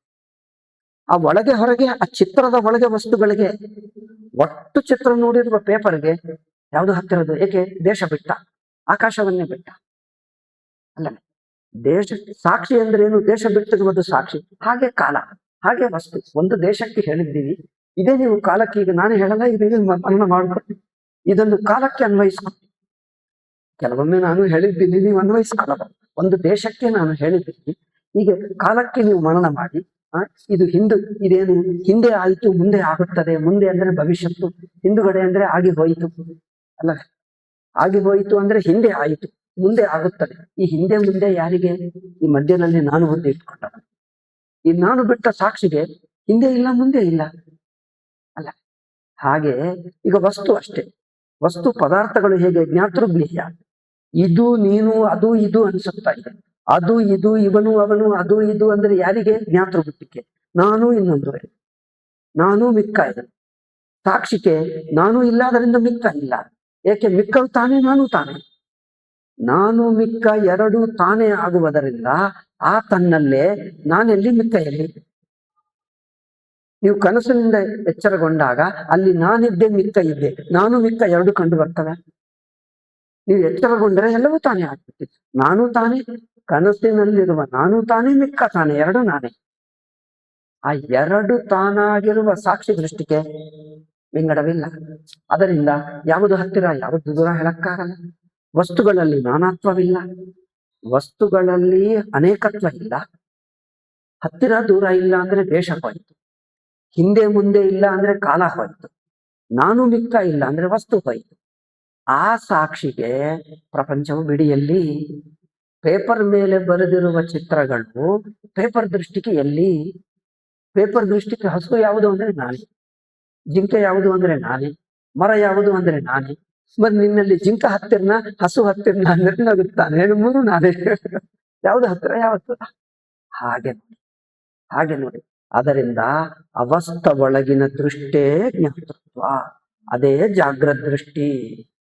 ಸಾಕ್ಷಿ ದೃಷ್ಟಿ ಅಂದ್ರೆ ಕನಸಾಗಿ ಬಿಟ್ಟಿತ್ತು, ಅವಸ್ಥೆ ಕನಸೇ ಆಗಿಬಿಟ್ಟಿತ್ತು. ಈಗ ಆವಾಗ ಈ ದೃಷ್ಟಿಯ ನೋಡಿದ್ದರೆ ಒಟ್ಟು ಅವಸ್ಥೆಯ ಎರವು ಯಾರು? ಸಾಕ್ಷಿ. ಸಾಕ್ಷಿ ಒಟ್ಟು ಅವಸ್ಥೆಯ ಎರವು. ಪೇಪರೇ ಚಿತ್ರದಲ್ಲಿ ತೋರುವ ಮೂರು ವಸ್ತುಗಳ ಎರವು ಚಿತ್ರ. ಪೇಪರೇ ಚಿತ್ರ ಅಂದ್ರೆ ಪೇಪರ್. ಆ ಪೇಪರ್ ಮೇಲೆ, ಯಾವ ಕಾಗದ ಮೇಲೆ ಚಿತ್ರಗಳು ಕಂಡು ಬರ್ತಾ ಇದೆಯೋ, ಯಾವುದು ಹತ್ತಿರ ಇಲ್ಲ, ಯಾವುದು ದೂರ ಇಲ್ಲ, ಯಾವುದು ಹಿಂದೆ ಇಲ್ಲ, ಯಾವುದು ಮುಂದೆ ಇಲ್ಲ, ಯಾವುದು ತಾನು ಮಿಕ್ಕದ್ದು ಎಂದಿಲ್ಲ. ಏಕೆ? ನಾನು ಅದರಲ್ಲಿ ಹಸುವು, ಜಿಂಕೆ, ಮರ, ಒಬ್ಬರಲ್ಲಿ ಯಾವುದು ಒಂದಿಟ್ಕೊಂಡ್ರೆ ಇನ್ನೊಂದು ಪಕ್ಕ, ಅಕ್ಕಪಕ್ಕ, ಮುಂದೆ ಹಿಂದೆ ಆಗುತ್ತದೆ. ಒಬ್ಬರಲ್ಲಿ ನಾನು ಯಾವುದು ಇಟ್ಕೊಳ್ಳಲ್ಲ, ಮೂರು ನನಗೆ ಸಮಾನ. ಮೂರು ಅದಕ್ಕೋಸ್ಕರ ವೇದಾಂತದಲ್ಲಿ ಎಲ್ಲಾ ಸಮತ್ವ ಬುದ್ಧಿ, ಸಮತ್ವ ಬುದ್ಧಿ 6ನೇ ಅಧ್ಯಾಯ ಭಗವದ್ಗೀತದಲ್ಲಿ ಹೇಳ್ತದೆ ನೋಡಿ. ಸಮತ್ವ ಅಂದ್ರೆ ಸಾಕ್ಷಿ. ಇವರು ಸಮತ್ವ ಅಂದ್ರೆ ಸಮಾಜದಲ್ಲಿರುವ ಎಲ್ಲರೂ ಸಮಾಜ ಅನ್ಕೊಳ್ಳಿ. ಭಗವದ್ಗೀತೆಯನ್ನೆಲ್ಲ ಸಾಮಾಜಿಕ ರಾಜಕೀಯಕ್ಕೆ ಬಳಸ್ತಾರೆ. ಸಮ ಅಂದ್ರೆ ಸಾಕ್ಷಿ. ಸಾಕ್ಷಿಗೆ ಎಲ್ಲರೂ ಒಂದು, ಪೇಪರ್ಗೆ ಎಲ್ಲ ಚಿತ್ರದಲ್ಲಿರುವ ಹಸುವು, ಮರ, ಗಿಡಗಳು, ಅದೇನು ಆ ಜಿಂಕೆ ಎಲ್ಲವೂ ಒಂದಾಯಿತು, ಸಮ ಆಯಿತು ಅಂದ್ರೆ ಪೇಪರ್. ಸಮತ್ವ ಎಲ್ಲಿದೆ? ಪೇಪರ್ಗೆ ಸಮತ್ವ.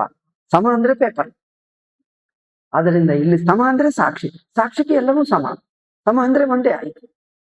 ಅದರಿಂದ 6ನೇ ಅಧ್ಯಾಯದಲ್ಲಿ ಹೇಳಿದವು ಸಮತ್ವ ನಾಮರೂಪಗಳು ಎಲ್ಲ ಅಂದ್ರೆ ಎಲ್ಲರೂ ಸಾಕ್ಷಿಯಾಗಿ ನೋಡ್ತಾನೆ. ತಾನು ಸಾಕ್ಷಿಯಾಗಿ ನೋಡುವುದರಿಂದ ಒಟ್ಟವಸ್ಥ ತಾನೇ ಆಗುತ್ತದೆ. ಅದರಿಂದ ಸಮ. ನೀವು ಕನಸಿನಿಂದ ಎಚ್ಚರಗೊಂಡಾಗ ಕನಸಿನ ಎಲ್ಲಾ ಪದಾರ್ಥಗಳಿಗೆ ನೀವು ಸಮರೇ, ಅಂದ್ರೆ ನೀವು ಸಾಕ್ಷಿಯಾಗಿ ನೋಡ್ತಾ ಇದ್ದೀರಿ. ಹಾಗೆ ಎಚ್ಚರಕ್ಕೂ ನೀನು ಸಾಕ್ಷಿ, ಆ ಸಾಕ್ಷಿಯ ಸಮ ಅಂದ್ರೆ ಸಾಕ್ಷಿ ಆತ್ಮನನ್ನೇ ಸಮ. ಅಲ್ಲಿಗೆ ಸಮಂ ಪಶ್ಯತಿ ಎಂದು ಸಮಂ ಪಶ್ಯತಿ ಯೋರ್ಜುನ ಅಂದ್ರೆ ಶಂಕರ ಭಾಷ್ಯ ನೋಡು. ಸಮಂ ಅಂದ್ರೆ ನಿರವಯವಂ ಸಾಕ್ಷಿಭೂತಂ ಆತ್ಮಾನಂ ಪಶ್ಯತಿ ಭಾಷ್ಯಕಾರರು ಹೇಳ್ತಾರೆ. ಸಮ ಅಂದ್ರೆ ಯಾರು? ಆ ಸಾಕ್ಷಿಯನ್ನು ಯಾರು ನೋಡ್ತಾರೋ ಆ ಸಾಕ್ಷಿ ದೃಷ್ಟಿಗೆ ಪ್ರಪಂಚ ಬಿಡಿಯಾಗಿ.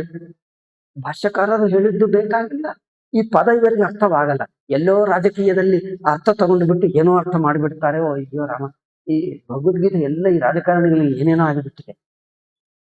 ಅವರಿಗೆ ಉಪಕ್ರಮ ಉಪಸಂಹಾರ ಏನು ಹೇಳ್ತಾ ಇದ್ದಾರೆ, ಯಾವ ತತ್ವ ಹೇಳ್ತಾ ಇದ್ದಾರೆ ಬೇಕಾಗಿಲ್ಲ. ಏನೇನೋ ಮಾತಾಡ್ತಾರೆ. ಅದಕ್ಕೋಸ್ಕರ ಈ ರಾಜಕಾರಣಿಗಳು ಸುದ್ದಿ ಪೇಪರ್ನಲ್ಲಿ ಆಗುವ ಭಗವದ್ಗೀತಾ ಉಪನ್ಯಾಸಗಳು, ಈ ಯೂಟ್ಯೂಬ್ ನಲ್ಲಿ ಬರುವ ಯಾರ್ಯಾರೋ ಹೇಳುವ ಪ್ರವಚನಗಳು, ಇವೆಲ್ಲ ನಾನ್ಸೆನ್ಸ್.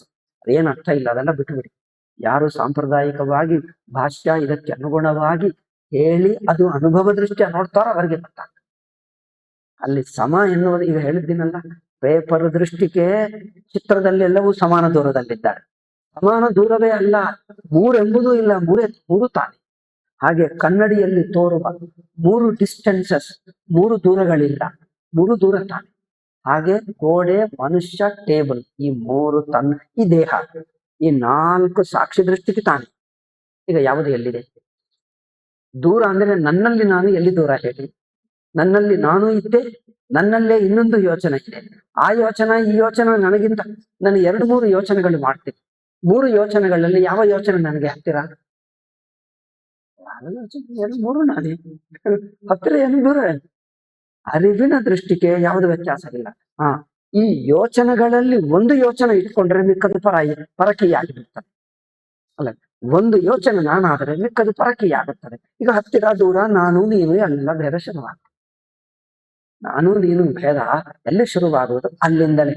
ಅಂದ್ರೆ ನಾಮರೂಪಗಳಲ್ಲಿ ಒಂದು ರೂಪ ಇಟ್ಕೊಂಡ್ರೆ ಮಿಕ್ಕ ರೂಪ ಪರಕೀಯಾಗುತ್ತದೆ, ಹೊರಗಿಂದ ಆಗುತ್ತದೆ. ಒಂದು ರೂಪ ನಾನಿಟ್ಕೊಂಡ್ರೆ ಇನ್ನೊಂದು ರೂಪ ಬೇರೆ ಆಗುತ್ತದೆ. ದೂರ ದೇಶ ಬಂದರೆ ದೂರ, ಕಾಲ ಬಂದರೆ ಹಿಂದೆ ಮುಂದೆ, ಜ್ಞಾತೃ ಇಟ್ಕೊಂಡ್ರೆ ಜ್ಞೇಯ ಆಗುತ್ತದೆ. ಈ ದೇಹ ಇಟ್ಕೊಂಡ್ರೆ ಆ ದೇಹ ಇನ್ನೊಬ್ಬರದು ಅನಿಸುತ್ತದೆ. ಆ ದೇಹ ನಾನಾದರೆ ಈ ದೇಹ ಇನ್ನೊಬ್ಬರಾಗ್ತಾರೆ. ಸಾಕ್ಷಿಗೆ ಯಾವ ದೇಹ ಹತ್ತಿರ, ಯಾವ ದೇಹ ದೂರ? ಸಾಕ್ಷಿಗೆ ಎಲ್ಲ ದೇಹಗಳು ನಾನೇ. ಏಕೆ? ಅರಿವಿಗೆ ನಾನು ಎಲ್ಲಿದ್ದೇನೆ ಅನಿಸುತ್ತದೆ.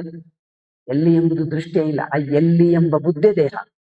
ಎಲ್ಲಿ ಇಲ್ಲ, ಇದ್ದೇ ಇರವು ಅಷ್ಟೇ. ಅದರಿಂದ ಅದಕ್ಕೋಸ್ಕರ ಜಪ ಧ್ಯಾನ ಮಾಡಬೇಕು. ಏಕೆ ಹೇಳ್ತೀವಿ ಅಂದ್ರೆ, ಆ ಧ್ಯಾನದಲ್ಲಿ ಗೊತ್ತಾಗ್ತದೆ ಈ ನಾನು ಬುದ್ಧಿ ಬಿದ್ದು ಹೋದಾಗ ಸುಮ್ಮನೆ ಇರು. ಆ ಇರುವ ಎಲ್ಲಿ ಅಂದ್ರೆ ಎಲ್ಲಿ ಎಂದು ಮಾತೇ ಇಲ್ಲವೇ. ಮತ್ತೆ ನೀವು ಧ್ಯಾನ ಸ್ಥಿತಿಯಿಂದ ವ್ಯವಹಾರಕ್ಕೆ ಬಂದಾಗ, ದೇಹದಲ್ಲಿ ಇಟ್ಕೊಂಡಾಗ ಇಲ್ಲಿ ಅಲ್ಲಿ ಅನ್ಸುತ್ತದೆ. ಅವಸ್ಥೆ ಒಳಗೆ ಬಂದಾಗ ಇಲ್ಲಿ ಅಲ್ಲಿ ಆಗುತ್ತದೆ. ಅವಸ್ಥೆನೇ ತನ್ನಲ್ಲಿ ಕಲ್ಪಿತ. ಒಟ್ಟು ಅವಸ್ಥೆಯನ್ನು ತಿಳಿಯುವ ಅರಿವಿಗೆ ಇಲ್ಲಿ ಅಲ್ಲಿ ಇರುವುದಿಲ್ಲ. ಅದರಿಂದ ನಿನಗೆ ನಾನು ಬುದ್ಧಿ ದೇಹ ಬುದ್ಧಿ ಹೋಯ್ತಾ ಅಲ್ಲವಾ, ನೀವೇ ನೋಡ್ಕೊಂಡು. ಇದು ಇನ್ನೊಬ್ಬರಿಗೆ ಗೊತ್ತಾಗಲ್ಲ, ತನ್ನ ಅನುಭವ. ನನಗೆ ನಾನು ಬುದ್ಧಿ ದೇಹ ಬುದ್ಧಿ ಇನ್ನೂ ಇದೋ, ಅಥವಾ ನಾನು ಸಾಕ್ಷಿ ಆಗಿದ್ದೆ? ನನಗೆ ಪ್ರಪಂಚ ಎದುರಾಗಿ ಕಂಡು ಬರ್ತಾ ಇದೆಯಾ ಅಂದ್ರೆ, ಕೆಲವು ಮುಂದುಗಡೆ ಹಿಂದುಗಡೆ ಎಡಗಡೆ ಬಲಗಡೆ ಅನಿಸಿದ್ದರೆ ಇನ್ನೂ ಪ್ರಪಂಚದಲ್ಲೇ ಇದ್ದೀವಿ. ಪ್ರಪಂಚ ಅಂದ್ರೆ ಎಲ್ಲಿ ಹೇಳಬೇಕು, ಅದು ಎಲ್ಲಿ ಇಲ್ಲವೇ, ಅದೆಲ್ಲವೂ ತಾನೇ. ನಾನು ಪ್ರಪಂಚದಲ್ಲಿ ಒಬ್ಬ ವ್ಯಕ್ತಿ ಆಗಿಲ್ಲ, ನನಗೆ ಹಿಂದುಗಡೆ ಮುಂದುಗಡೆ ಇಲ್ಲ ಅನಿಸಿದ್ದರೆ, ಅನಿಸಿದ್ದರೆ ಸಾಕ್ಷಿ ಆಗಿಬಿಟ್ಟ, ಆವಾಗ ಜ್ಞಾತೃ ಜ್ಞೇಯ ಇಲ್ಲ.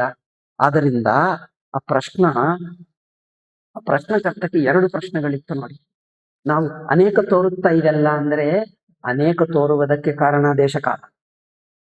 ಈ ದೇಶ ಬುದ್ಧಿಯಿಂದಲೇ ನಾನು ಒಂದು ದೇಶದಲ್ಲಿ, ದೇಶ ಅಂದ್ರೆ ಲೊಕೇಶನ್, ಒಂದು ಸ್ಥಾನದಲ್ಲಿದ್ದುಕೊಂಡು ಮಿಕ್ಕ ಸ್ಥಾನ ನೋಡುವುದರಿಂದ ಹತ್ತಿರ ದೂರ ಹತ್ತಿರ ದೂರ ಆಗುವುದರಿಂದ ಈ ದೇಶ ಬುದ್ಧಿಯಿಂದಲೇ ಚಿಕ್ಕದು ದೊಡ್ಡದು ಆಗುವುದು ದೇಶ ಬುದ್ಧಿ. ಆಕಾರವು ದೇಶ ಬುದ್ಧಿ ಆಕಾಶದಲ್ಲಿ ಅನಿಸುತ್ತದೆ. ಆಕಾಶ ಬಿಟ್ಟರೆ ಆಕಾರವಿಲ್ಲ, ಹತ್ತಿರ ದೂರ ಇಲ್ಲ. ಈಗ ಹಿಂದುಗಡೆ ಮುಂದುಗಡೆ ಅಂದ್ರೆ ಹಿಂದೆ ಆಯಿತು ನಂತರ, ಹಿಂದೆ ನಂತರ ಎಂದು ಬುದ್ಧಿ ಕಾಲದಿಂದ. ಈ ಕಾಲಬುದ್ಧಿ ದೇಶ ಬುದ್ಧಿ, ಈಗ ಜ್ಞಾತೃ ಜ್ಞೇಯ ಎಂಬ ನಾನು ಮಿಕ್ಕ ಎಂಬ ಬುದ್ಧಿ, 3 ಈ ಒಂದು ನಾನು ಬುದ್ಧಿ ಜ್ಞಾತೃ ಬುದ್ಧಿನಿಂದಲೇ ಇದನ್ನು ಪ್ರಪಂಚ ಒಳಗೆ ಅವಸ್ಥೆ ಒಳಗೆ ಸೇರಿಸು. ಅಂದರೆ ನಾನು ಬುದ್ಧಿಯನ್ನು ಅವಸ್ಥೆ ಒಳಗೆ ಸೇರಿಸಿ ನೋಡು, ಅಥವಾ ನಾನು ಬುದ್ಧಿ ಬಿಟ್ಟು ಸಾಕ್ಷಿಯಾಗಿರು. ಇದು ಹೇಗೆ ಹೇಳಿದ್ದರು ಒಂದೇ, ಇದೆಲ್ಲ ಹೇಳುವ ಪ್ರಕ್ರಿಯೆ ವ್ಯತ್ಯಾಸ.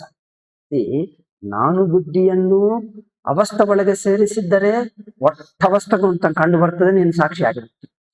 ಅಥವಾ ನಾನು ಬುದ್ಧಿ ಬಿಟ್ಟು ಎಲ್ಲ ಅವಸ್ಥೆ ಬಿಟ್ಟು ಸಾಕ್ಷಿಯಾಗಿರು ಎಂದು ಹೇಳಿ. ಹೇಗೆ ಹೇಳಿದ್ದರು? ನೋಡುವ ಸಾಕ್ಷಿಗೆ ಅವಸ್ಥೆ ಬಿಡಿಯಾಗಿ ಕಂಡು ಬರಲ್ಲ.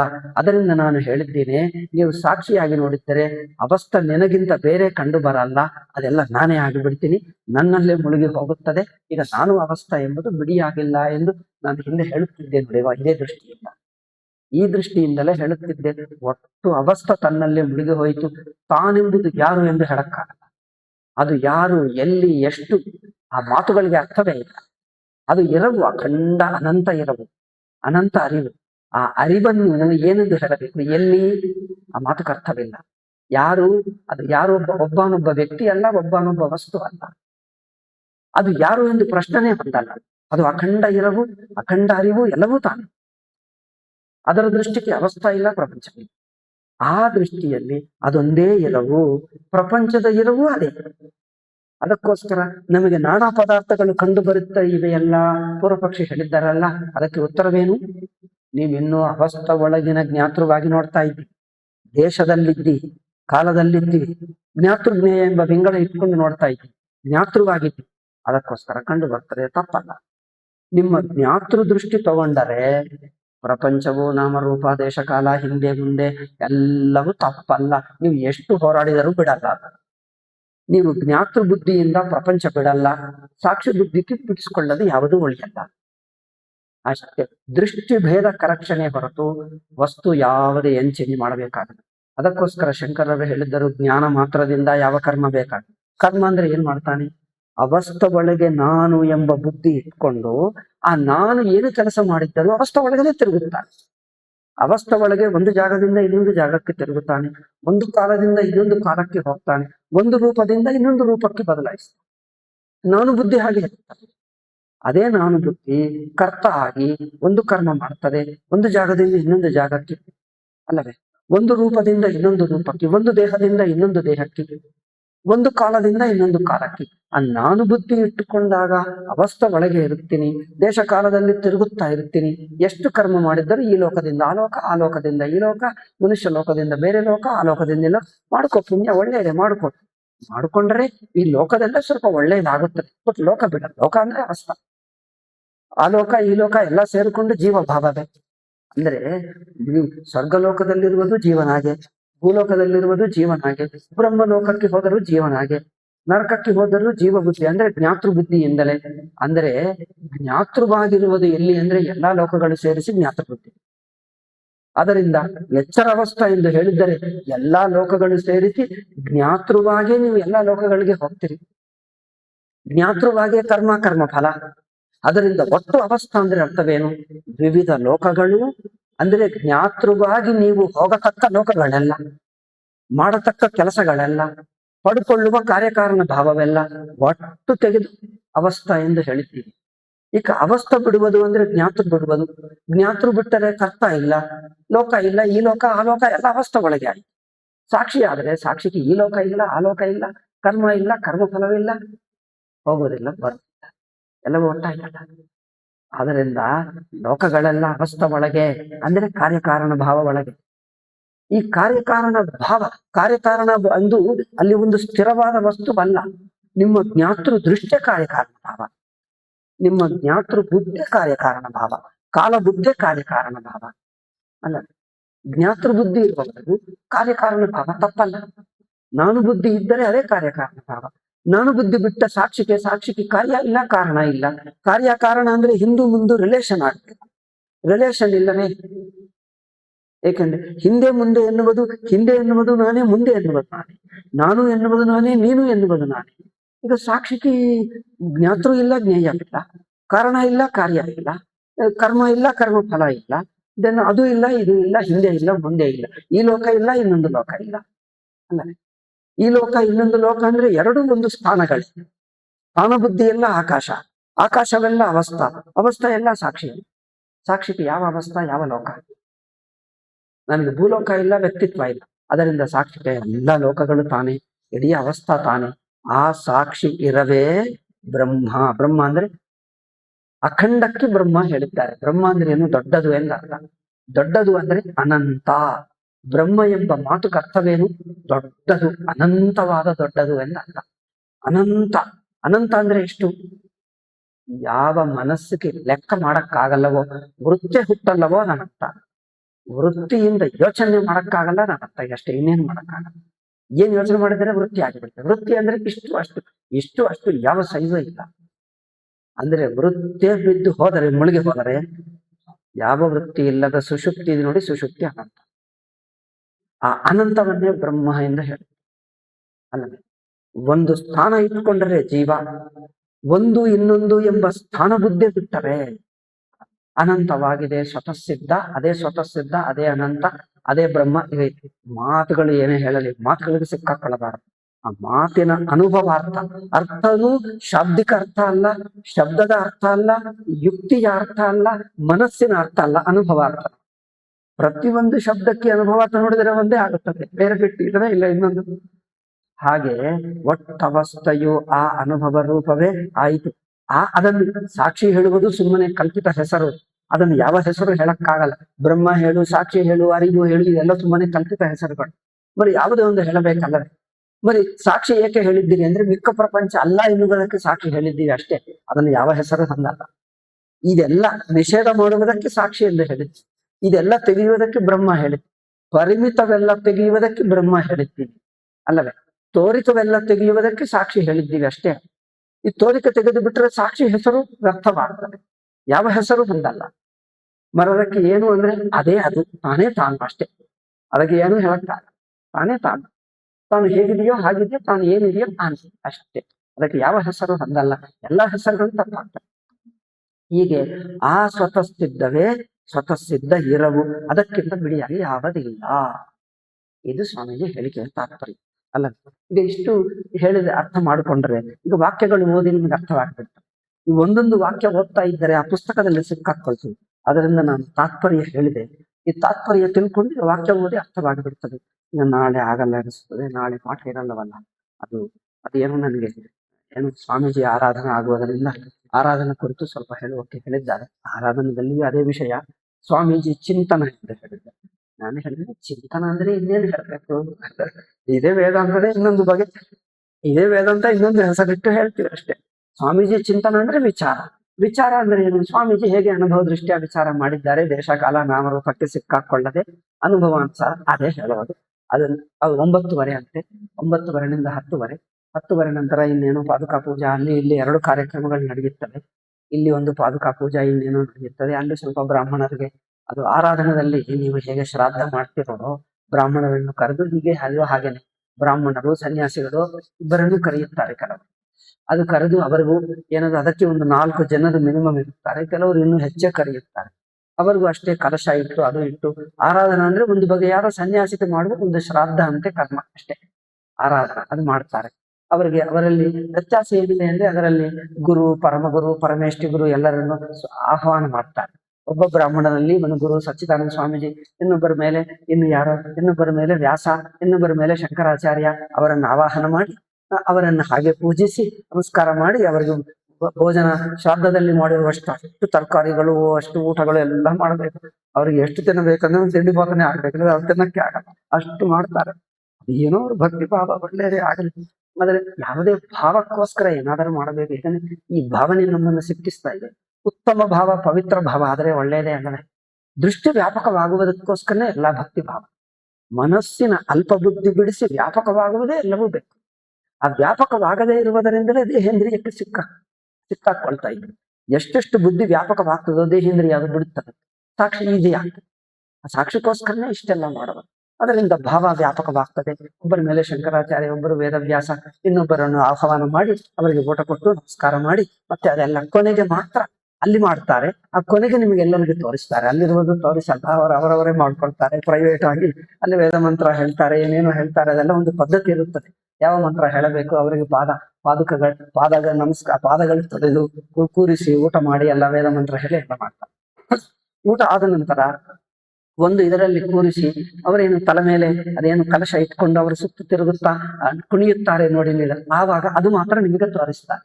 ಆ ಮಿಕ್ಕದೆಲ್ಲ ಮಾಡಿ ಲಾಸ್ಟ್ ಅವರಿಗೆ ಅವರೇ ಇರ್ತಾರಲ್ಲ, ವ್ಯಾಸ, ಶಂಕರ, ಸಚ್ಚಿದಾನಂದ ಸ್ವಾಮೀಜಿ ಎಲ್ಲರೂ ಗುರು, ಪರಮಗುರು ಅವರೆಲ್ಲರವರ ಮೇಲೆ ಆವಾಹನ ಮಾಡಿ ಅವರಿಗೆ ಮಾಡ್ತಾರೆ. ಅದು ಮುಗಿದು ಬಿಟ್ಟರೆ ಆವಾಹನ ಎಲ್ಲ ಹೋಗುತ್ತದೆ, ಅವರೆಲ್ಲರೂ ಸಾಮಾನ್ಯ ಮನುಷ್ಯರಾಗ್ತಾರೆ. ಈಗ ಅವಾಗ ಎಲ್ಲಾ ಕಲ್ಪಿತ, ಜಗತ್ತೇ ಕಲ್ಪಿತ, ಇದು ಒಂದು ಕಲ್ಪಿತ, ಕಲ್ಪನದಲ್ಲಿ ಕಲ್ಪಿತ. ಬಟ್ ಕಲ್ಪನೆ ಭಾವನಕ್ಕೆ ಬೇಕು. ಅದಕ್ಕೋಸ್ಕರ ಉಪಾಸನಕ್ಕೆ ಕಲ್ಪನೆ ಮಾಡಿ ಉಪಾಸನ ಮಾಡ್ತೀವಿ, ಉಪಾಸನ ಮಾಡಿ ದಾಟಿದ ನಂತರ ಎಲ್ಲವೂ ಆಗ್ತದೆ. ಬಟ್ ಅಷ್ಟುವರೆಗೂ ಬೇಕಲ್ಲ, ಅದಕ್ಕೋಸ್ಕರ ಆ ಭಾವನೆ ಅದೆಲ್ಲ ಮಾಡಿದ್ದಾರೆ, ಅದು ನಡೆಯುತ್ತದೆ. ಆ ಫಂಕ್ಷನ್ ಅದೆಲ್ಲ 1-2 ಗಂಟೆವರೆಗೆ ಆಗುತ್ತದೆ, ಏನೋ ಎಷ್ಟಾಗ್ತದೆ. ನಂತರ ನಿಮಗೂ ಪ್ರಸಾದ ಇರಬಹುದು, ಅದು ಅವರಿಗೆ ಗೊತ್ತು, ಅವರೇ ಹೇಳಬೇಕು ಅಷ್ಟೇ. ಅದು ನಾಳೆ ಆರಾಧನೆ ಆಗುತ್ತದೆ. ಅದರಿಂದ ನಾಳೆ ನನ್ನದು ಬಿಡಿಯಾದ ಪ್ರವಚನ ಇರುವುದಿಲ್ಲ. ಇದು ನಾಡಿದ್ದಿನಿಂದ ಪರಮಾರ್ಥ ಚಿಂತಾಮಣಿ ಹಿಂದಿನ ಹಾಗೆ ಡಿಸ್ಟರ್ಬ್ ಆಗಲ್ಲ.